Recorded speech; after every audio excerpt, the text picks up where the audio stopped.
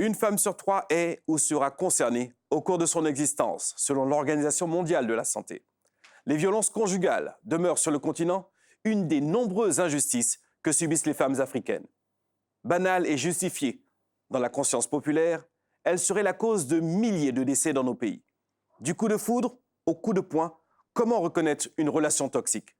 Comment sauver sa vie quand on y est confronté, qu'on soit une femme ou un homme? Affaires de femmes s'intéresse aujourd'hui aux violences conjugales. En second souffle, tant pour ces femmes que pour notre émission, nous parlerons de remariage, de secondes noces. L'élément que vous allez suivre tout de suite est un témoignage d'une victime de violences conjugales. Elle témoigne anonymement et c'est sur ces images douloureuses, sur ces histoires difficiles que nous démarrons Affaires de femmes. Elle croyait avoir rencontré le grand amour, hélas. Au bout de quelques années de vie, les belles paroles ont fait place aux coups physiques, mais aussi verbaux. Un homme qui te bat une fois et qui te dit qu'il ne va plus recommencer, il y a peut-être une chance sur 100 que cette personne puisse respecter sa décision. Moi, dans mon cas, on me disait tout le temps que j'étais une bonne à rien, je ne savais pas tenir un foyer, je ne savais rien faire et tout. Donc à force d'écouter, d'entendre ça, je me disais finalement, c'est ce que je suis. Au début, il m'envoyait peut-être de l'argent sans que moi-même je ne demande. Il passait me voir à la maison. Et là, comme j'avais perdu mon emploi aussi, il était toujours là, très à l'écoute, très attentionné. Quand je suis rentrée dans son foyer, j'ai découvert beaucoup de choses. J'ai découvert qu'il était un pervers narcissique. Parce que non seulement il était nerveux et il était arrogant, il n'aimait pas qu'on le contredise. Je lui faisais des remontrances. Je lui ai demandé pourquoi est-ce qu'il agissait comme ça. Il me dit non, là où je vais en venir, là, si je prononce ça, il va me battre. J'ai commencé à avoir peur et il ne me respectait plus. Souvent, il m'humiliait même devant ses amis. C'était une autre personne, une toute autre personne. Et je supportais ça de moins en moins. Chantal Ayimou, bonjour. Bonjour. Merci d'être là. Vous êtes la présidente du réseau ivoirien pour la défense des droits de l'enfant et de la femme. C'est exact. Nous avons ici sur ce plateau Minou Christelle. Vous êtes, vous, web activiste, journaliste. Vous travaillez notamment sur les violences faites aux femmes. Et avec cette association que vous portez, J'ai décidé de vivre. Oui, J'ai décidé de vivre, c'est mon cri de cœur et c'est surtout en fait carrément en fait mon symbole en fait pour dire à toutes les femmes qu'il faut déjà prendre en compte en fait que notre vie a un sens. Chantal, vous avez déjà accueilli des femmes en détresse au sein de votre organisation. Dans quel état elles arrivent chez vous? Comment vous les retrouvez? Oui, effectivement, au sein de notre organisation, le réseau ivoirien pour la défense des droits de l'enfant et de la femme, nous accueillons des femmes en situation de détresse par rapport à la violence conjugale dont on en parle. Et quand elles viennent, pour la plupart, c'est vraiment des situations de dépression. Elles ont tendance à ne même pas se voir comme un être humain. Pour la plupart, on va dire entre 70 et 90%, elles se disent mieux vaut mourir que de continuer cette vie. Et donc, c'est avec beaucoup de difficultés, beaucoup de tact surtout, que nous essayons de les aider à remonter la pente. Physiquement, quand elles arrivent, elles sont déjà marquées. Physiquement, elles sont, vous les voyez? Marquées, ça dépend du type de violence qu'elles ont subi. Pour celles, par exemple, qui subissent des violences physiques, quand elles arrivent, elles ont des bleus sur elles. Donc, elles viennent tout de suite après être frappées chez vous? Oui, parce que nous faisons beaucoup d'émissions sur certaines radios. Donc, il y en a qui écoutent, qui appellent de temps en temps quand elles ont des difficultés. Et puis, il y en a qui, on va dire par bouche à oreille, comme on le dit, oui, par recommandation, on nos contacts. Et quand elles subissent une situation, elles viennent. Donc, souvent, quand elles viennent comme ça, c'est automatiquement, soit ça vient de se passer ou bien ça a lieu la veille. Et quand elles viennent, elles ont des bleus.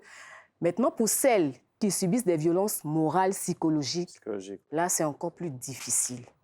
Justement, vous parlez de violences physiques. On parle aussi de violences psychologiques. Comment ça se traduit au quotidien? Alors, ça part déjà aussi de comment est-ce que vous avez commencé une relation. L'une des choses maintenant, c'est que la communication non verbale commence petit à petit à s'effriter. Le doute, en fait, c'est est-ce qu'il commence peut-être à discuter avec une autre femme? C'est comme ça que petit à petit, on commence déjà à se dévaloriser. Perdez confiance en vous? Vous commencez petit à petit à perdre confiance en vous. C'est-à-dire le doute maintenant, c'est déjà quand on arrive à la maison, on se fait toute belle.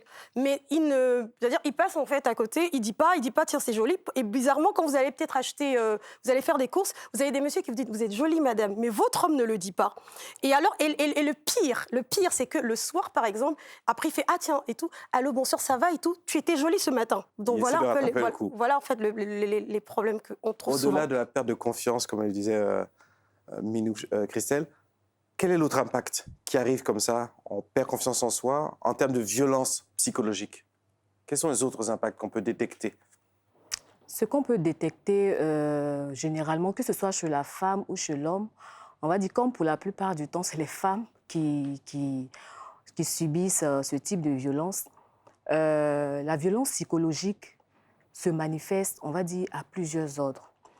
Quand, par exemple, l'un des conjoints veut imposer le contrôle sur l'autre, il utilise, souvent c'est par des attitudes, des actes, des petits actes qu'il pose. Par exemple? Je prends un exemple.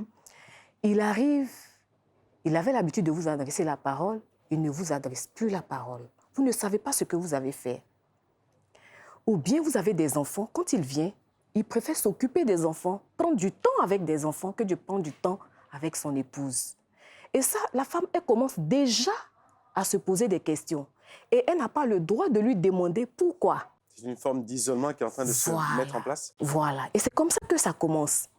Elle se limite, elle ne pose pas la question de pourquoi? Elle ne pose pas la question parce que c'est tellement qu'elle a essayé et la réponse n'a pas été, a été violente. Donc, elle préfère, pour ne pas avoir à se confronter à des difficultés, elle préfère rester dans son petit coin, comme on le dit. Mais toujours est-il que le monsieur, il continue dans son attitude de l'ignorer dans la maison. Et ça, beaucoup de femmes en souffrent terriblement.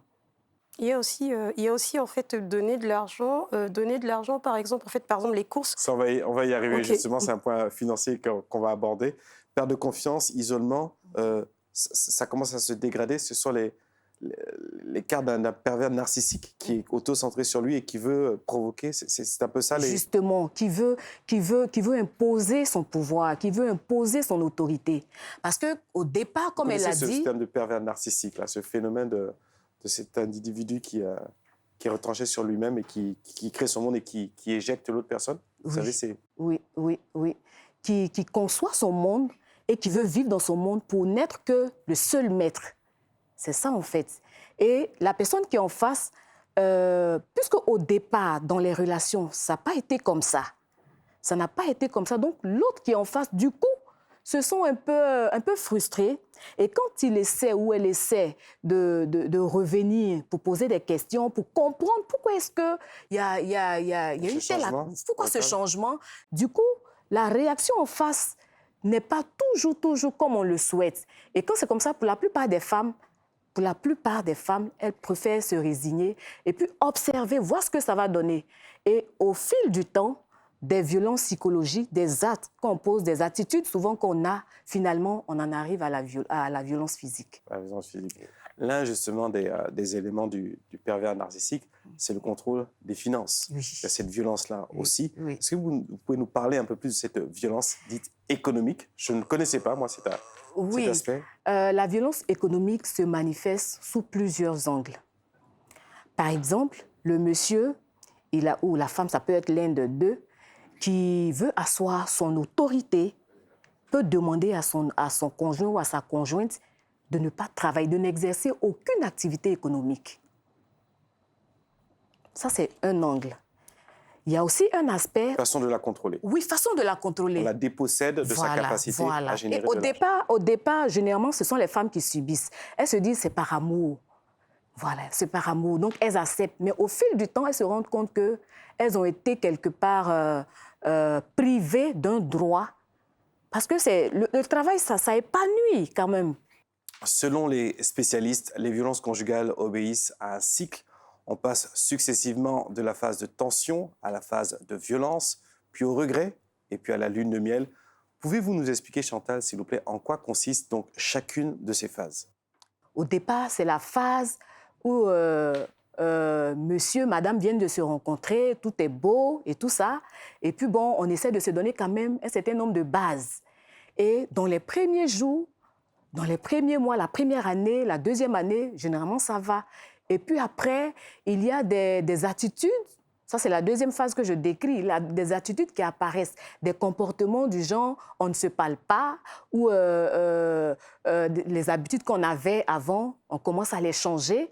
Et puis, ça devient maintenant des questions-réponses pour essayer de comprendre pourquoi est-ce que c'était comme ça et que maintenant, ce n'est plus comme ça, je veux comprendre. Dans une phase de tension. Dans une phase de tension. Une Christelle, c'est quelque chose que vous avez aussi subi, ces différentes phases, ce cycle. Vous pouvez nous décrire un peu? Alors, la première phase, justement, en fait, c'est-à-dire que... Une sorte d'escalade, c'est ça que vous Non, voyez? il n'y a pas l'escalade, en fait. C'est deux choses différentes. C'est deux choses différentes. C'est-à-dire qu'en fait, la première phase, pour revenir, c'est que c'est pas la violence psychologique qui commence, c'est la violence verbale, en fait. C'est-à-dire qu'il y a la violence verbale après la violence psychologique, c'est-à-dire, dans certains cas, avant la violence physique. Et justement, d'où va les différentes formes, en fait, jusqu'à arriver jusqu'au meurtre chez certaines personnes.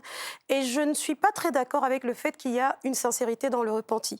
C'est ce que vous n'avez pas senti, ça? C'est pas seulement moi, c'est-à-dire c'est à peu près des 5000 témoignages que j'ai depuis 2 ans, en fait, depuis que je lutte. C'est-à-dire Ils disent quoi, alors? La plupart, en fait, c'est que c'est le processus de contrôle qui est pratiquement en train d'être mis sur pied. C'est-à-dire que dès qu'en fait, on se rend compte que la personne, on a commencé, en fait, à briser surtout d'abord en fait ses principes, parce que chaque personne quand elle arrive on dit on va pas faire ceci, mais dès qu'en fait on permet un principe, c'est-à-dire que quand on frappe une femme et qu'elle décide de partir, si toutes les femmes le font, ça va changer. Mais sauf que quand on se rend compte en fait que dès qu'elle pardonne, c'est-à-dire qu'en fait cette fois-ci, elle ouvre une petite voie. Et ce qu'ils font en fait cette fois-ci, c'est que chaque fois, ils commencent en fait à ouvrir les brèches. Et c'est une attitude pratiquement chez toutes les personnes. Chez moi, c'est pareil, c'est-à-dire que moi, il m'a demandé pardon. Et, moi, j'ai une éducation en fait vraiment où la femme est valorisée à sa juste valeur. Il m'a offert des fleurs. Enfin, il a fait tout ce que j'aimais en fait entre guillemets.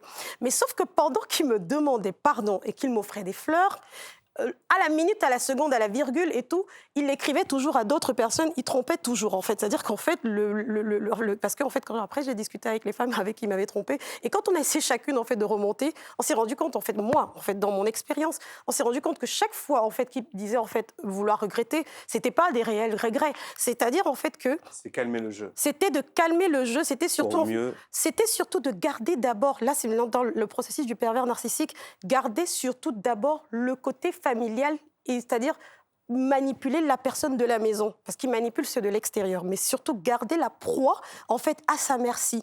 Donc, ce qui fait en sorte qu'on tourne justement sur la lune de miel, où après c'est je te demande pardon, on va manger au restaurant, je te promets qu'on va faire ci, ça. Et petit à petit, on repart dans la phase de tension parce qu'on se rend compte en fait que les bases ou les promesses qui devaient être faites ne sont pratiquement pas tenues. Pire, elles commencent maintenant de plus en plus en fait à s'accentuer. Et après justement, cette fois-ci, quand on est dans la phase en fait, cette fois-ci encore du recul, c'est parce qu'il y a des gens qui entrent en jeu. Il faut aussi qu'on explique ça. C'est-à-dire quand la femme à un moment donné en a marre, elle va voir les parents. Elle va voir, parce que surtout, des fois, il envoie ses amis, elle va voir les parents où elle discute en fait un tout petit peu au marché et tout autour d'elle, tout le monde lui dit en fait de supporter. Tout arrive en fait justement parce qu'on demande encore à la femme d'arrêter ses principes. Et c'est comme ça en fait que tout... On va arriver à la pression familiale parce que c'est un point important. Juste très rapidement, le côté escalade. Vous me disiez que ce n'était pas pareil entre donc, cette approche du cycle et l'escalade. C'est-à-dire qu'à chaque couche, ça prend du volume, oui. on monte en puissance. C'est-à-dire qu'en fait, dans le cycle, en fait, on est pratiquement dans 3 phases. Dans l'escalade, on est pratiquement, cette fois-ci, peut-être à 7 ou 8 étapes. C'est-à-dire, en fait, que c'est le cycle, en fait, qui crée l'escalade. Donc, plus, en fait, le cycle continue de tourner, plus, en fait, c'est-à-dire que si le cycle s'arrête, l'escalade s'arrête aussi.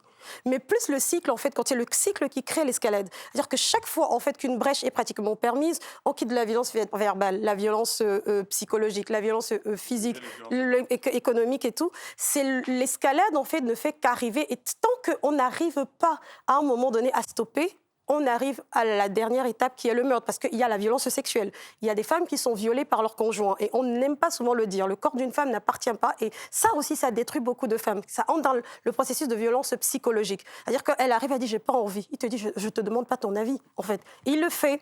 Et ça, en fait, aussi, c'est un processus pour détruire la femme. C'est-à-dire qu'en fait, on te dépossède de ton droit de jouir même de ton corps, en fait, de dire non. Alors que l'autre, si tu lui dis...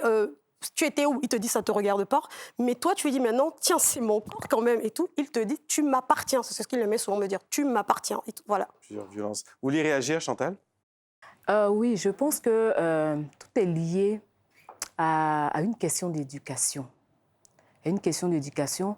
Et puis aussi, quand je dis qu'à 90%, les repentis sont quand même sincères, c'est-à-dire que sur le champ, quand la personne vient vraiment pour s'excuser, pour demander pardon, sur le champ, il est quand même, je veux dire, il est honnête. Il le dit. Et je me dis que ça dépend aussi de la cause de la violence. Ça dépend de la cause de la violence. On va aborder ces causes, justement. Voilà. Alors très rapidement, sans vous laisser terminer, parce qu'on va revenir et approfondir sur ce point, si vous permettez, Chantal. Le sujet, chez vous, vous intéresse justement, le sujet sur la violence conjugale vous interpelle, vous souhaitez réagir, commenter. Vous pouvez nous retrouver sur notre page Facebook, Affaires de femmes, Affaires chiffre 2 femmes, pour réagir, interagir sur le sujet de la violence conjugale. Minou Christelle, comment vit-on justement le regard de la société quand on est une femme victime de violences physiques? La plupart des gens disent que elles ont honte, elles se sentent coupables. C'est aussi été votre cas? Alors, comment est-ce qu'on vit? La première des choses, honte, oui. Honte parce que dans notre cerveau, en fait, c'est de se dire... En fait, dans notre cerveau, il y a ce processus de vouloir, en fait... Dans notre cerveau, on dit non. Et puis, on commence à être culpabilisé parce qu'en fait, on a laissé faire ça. On ne se sait pas autoprotéger. Et le regard de la société est assez marrant parce que chaque fois qu'on dit en fait, qu'on est victime de violences physiques et conjugales, la première des choses en fait, qu'on nous demande, c'est « qu'est-ce que tu as fait ?» C'est-à-dire qu'au lieu, en fait, d'abord de condamner la chose, c'est-à-dire en fait que tant que cela n'arrive pas personnellement à une personne, c'est-à-dire son enfant, sa femme, sa cousine, on a tendance, en fait, à se dire que c'est parce que peut-être je ne tiens pas bien le foyer, j'ai peut-être été un tout petit peu insolente, parce qu'on aime souvent dire « Ah, toi, tu as fait beaucoup de diplômes, tu as trop fréquenté, c'est sûr que tu es arrogante. » On ne prend pas en compte, en fait, des fois, tous les sacrifices, en fait, que les femmes prennent. On invisibilise, en fait, notre souffrance. On a tendance à vouloir tout justifier. En fait, on invisibilise notre souffrance par rapport, en fait, à... Je veux dire, on tient toujours à maintenir l'ego, les égos fragiles des hommes, du genre en fait que c'est-à-dire que pour la société même, frapper sa femme, c'est un signe de virilité. Chez nous, par exemple, au Cameroun, les femmes bêtis, on a inculqué dans leur tête qu'un homme qui ne te frappe pas ne t'aime pas. C'est quelque chose d'extrêmement dangereux. À tel point que la communauté Betty, par exemple, c'est les femmes qui sont le plus violentes. C'est-à-dire que ce sont les femmes en fait, qui te trouvent avec leur mari. Elles frappent sur toi. C'est-à-dire qu'elles ont grandi avec cela. Une femme, avant, en fait, il y a 5-10 ans, on lisait des femmes où des femmes disaient à la télévision « Un homme qui m'aime, il doit me battre correctement ». Ce qui fait en sorte qu'aujourd'hui, quand on parle de ça, on se dit en fait que non, c'est de notre faute. Et justement, Chantal, la pression familiale, culturelle est présente. C'est aussi un fait que vous remarquez? Oui, la pression familiale est fortement présente. Et ça dénote des rapports sociaux qui ont été établis entre l'homme et la femme. Dans nos cultures, comme elle vient de le dire, même ici en Côte d'Ivoire, dans certaines régions, quand on se marie, ou les femmes, on marie la fille, on met même dans ses affaires une chicotte pour dire au monsieur que oui, si elle déconne, tu as le droit de la frapper. Donc, quand une situation pareille se présente, du coup, la jeune dame ou bien la femme, elle se dit, ben, c'est normal, puisque dans les affaires, on lui a donné la permission de me frapper. Et donc, effectivement, la pression sociale existe et elle est vraiment forte. Certaines femmes qui en prennent conscience n'arrivent pas à se surpasser, n'arrivent pas à dominer le regard extérieur. Et justement, c'est l'une des raisons pour lesquelles elles sont contraintes de rester dans un tel environnement. Dans les griffes du bourreau. Voilà, dans les griffes du bourreau. C'est terrible, c'est terrible. Mini, vous n'avez pas eu d'enfant avec cet homme. Non. Mais vous seriez restée si ça avait été le cas? Je serais restée, oui. Je préfère dire la vérité. Je serais restée, oui, je serais restée. Chantal, que dire à ces femmes justement qui refusent de partir à cause de leur enfant présent dans le couple. Moi, ce que je dis généralement aux femmes, il faut être indépendante. Il faut être... Parce que ce qui se cache dans « je veux rester à cause de mes enfants », c'est vrai, il y a l'éducation, mais c'est surtout la situation économique de la femme. Parce que si je suis économiquement indépendante, l'éducation de mes enfants, je peux l'assurer. Je peux l'assurer que de rester dans un environnement où moi-même je ne me fais pas du bien et je ne fais pas du bien aux enfants et je peux même perdre la vie. Ce que je craignais, c'est quelqu'un d'autre qui va élever mes enfants dans des circonstances que j'ignore. Avec la violence. Donc là, il y a des décisions vraiment importantes à prendre. Minou, comment êtes-vous arrivé à vous libérer de votre bourreau? Alors, ça s'est passé, j'ai pas envie de faire la publicité, mais c'est parce que mon ex me piratait. J'avais un téléphone, mon ex me piratait. Et ce qui s'est passé, c'est que... Ça veut dire qu'il avait accès à vos données, à votre il avait téléphone, accès à mon téléphone, tout. et vous ne le saviez pas? J'ai commencé un tout petit peu à le soupçonner, je suis quand même intelligente. Et donc c'était aussi un problème aussi justement avec un rapport de force intellectuelle. S'il n'était pas bon là-bas, au moins s'il pouvait me doser. Et c'est ça qui m'a détruite. Ce que j'ai fait, c'est que je suis allée à Ganry et j'ai acheté un téléphone et surtout toutes les preuves. Ganry, du côté de Cotonou. C'est-à-dire qu'en fait, chaque fois que je prenais des preuves en fait, de ce qui se passait, mon téléphone s'éteignait et tout était effacé. Alors, le peu d'argent que j'avais, j'ai acheté une puce. Et je suis allée acheter le nouveau téléphone. Il m'a dit, tu vas dormir dehors ce soir. Il m'a dit, tu donnes ce téléphone. J'ai dit, non, je ne donne pas. Il dit, je croyais que tu n'avais pas de sous. Et alors, en fait, je lui ai dit, OK, d'accord, parce que j'avais peur, parce que moi, je dormais avec un couteau. J'avais un couteau sur moi. Et vous aviez un couteau sur vous? J'avais un couteau sur moi. Défendre. Non, pas, je veux dire, j'avais déjà peur, en fait. Il m'a dit, tu entres et tout. Et je me suis dit, si j'entre là-bas, il risque quelque chose de se passer. Et alors, dans ma tête, je lui ai dit, en fait, je vais aller payer le ZEM. Et quand je suis sortie là-bas, j'ai dit, moi, je ne reste pas là et tout. Je suis restée... J'ai dormi dans la rue, en fait.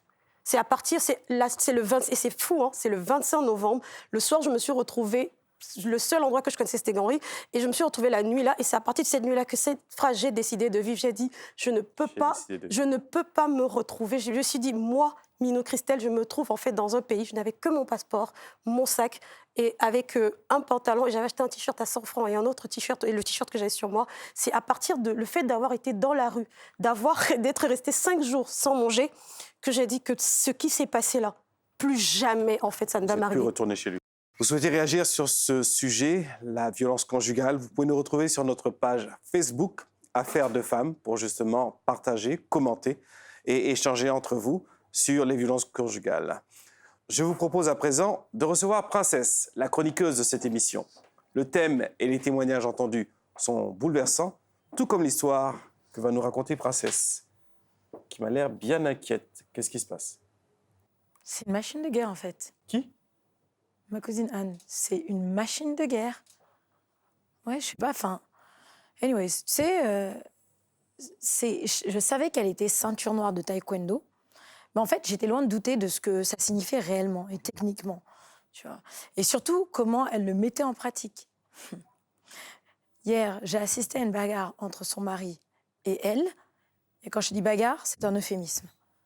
C'était une mise à mort. Elle lui a cassé 3 côtes, un traumatisme testiculaire, et on vient d'apprendre avec le scanner qu'en fait, il a peut-être une commotion cérébrale. À ce point. Elle ne s'est pas amusée. Donc, si on ne l'opère pas dans les 24 heures qui suivent, je touche du bois. Ma cousine a été mise aux arrêts pour coups et blessures et elle dit que c'est de la légitime défense. Comme j'étais témoin de la scène, je serai entendue par la police cet après-midi. Ah oui? Ouais, honnêtement, tu sais, je sais pas quoi trop leur dire, quoi. Enfin, ça fait un moment que je fréquente, c'est ma cousine et son mari, mais bon, c'est jamais arrivé jusque-là, quoi. Donc, en général, c'est ma cousine qui provoque. Et monsieur, hein, tu sais, avec l'ego masculin et tout son orgueil renchérit. Et puis du coup, boum, ça éclate. Mais bon, heureusement qu'ils n'ont pas d'enfant. Tu te rends compte? Ah ouais? Ouais. Bon, après, c'est dans ça qu'elle a grandi. Son père était violent, il battait sa mère. Et après avoir battu tout le monde à la maison, c'est une cirrhose du foie qui l'a mis KO. Ouais. Donc sa mère s'est remariée. Là, on se dit, ça va aller. Rebelote. Ouais. Un nouveau mari, si violent, pareil que le tonton. Et donc, on se rend compte qu'ils sont nombreux de ce genre. Anyways. Bon, avec ma cousine Anne, tu sais, elle avait fui le foyer, je me souviens, elle était venue à la maison. Et de temps en temps, elle traînait à côté de ce gymnase et tout. Et puis bon, elle regardait un peu comment les karatékas et tout, on se moquait d'elle. Mais en fait, on s'est rendu compte qu'à force d'en avoir trop reçu, elle décida d'apprendre à se défendre et à donner aussi des coups. Et je vous le dis, pour avoir appris, elle a très bien appris. Résultat, 1 décennie et un mariage plus tard, elle a mis tout son talent à conduire son époux entre la vie et la mort. Aïe. N'oubliez pas, il y a des hommes battus et ils sont encore plus silencieux. Ok, je vais me préparer pour ma déposition. Courage, princesse. Ouais. Aïe, aïe, aïe. Quand on a été obligé de partir suite aux violences subies dans un mariage, on s'interdit souvent d'aimer. On ne croit plus à l'amour, on a des enfants, on doute parfois d'avoir encore une nouvelle chance de fonder un nouveau foyer. Chantal et Minou, je vais vous poser 3 questions D'accord. pour terminer cette émission. 3 questions auxquelles vous devrez répondre spontanément, D'accord. sans réfléchir. Oui. Alors, c'est parti. Peut-on encore aimer comme la première fois? Oui. Oui? Oui. C'est pas évident. C'est pas évident d'aimer comme la toute première fois? Oui. Jamais 203. Croyez-vous qu'on est condamné à plusieurs mariages après avoir rompu le deuxième? Qu'on est condamné à plusieurs mariages après avoir rompu le... Deuxième. Non. Je dis non. Vous dites non aussi? Vos enfants n'aiment pas leur beau-père. Que faites-vous? Je m'implique. Vous vous impliquez? Oui. Comment? Ça dépend des raisons pour lesquelles ils n'aiment pas le beau-père. Voilà. Donc, si j'arrive à déceler la raison, je m'implique. Mes enfants n'aiment pas l'homme que j'aime. Leur beau-père, la première des choses d'abord, en fait, c'est que je fais d'abord passer le bonheur de mes enfants avant d'abord moi-même. Justement, je cherche la raison et comment dire ça, j'essaye d'abord de conforter mes enfants avant un homme. Moi, jamais, rien ne peut passer, en fait, cette fois-ci. Depuis que j'ai vécu ce que j'ai vécu, rien ne passe et tout avant mes enfants ou un homme. Merci infiniment. On vous retrouve aussi sur les réseaux sociaux pour avoir vos réactions, vos commentaires sur ce sujet, la violence conjugale. Je pense que ça interpelle. Vous utilisez le hashtag Affaires de femmes, affaires chiffre 2, femmes, pour réagir et interagir. Merci à vous, mesdames, de vous être prêtées à ce petit jeu, mais surtout d'avoir répondu à nos questions. L'Afrique compte déjà trop de victimes de ces violences conjugales, trop de femmes décédées sous les coups de leurs conjoints. Vous êtes belles et fortes, mesdames, et votre force doit servir à autre chose que supporter en silence des coups d'un homme. Vous valez bien plus que cela. Aucune histoire d'amour ne mérite qu'on y perde la vie.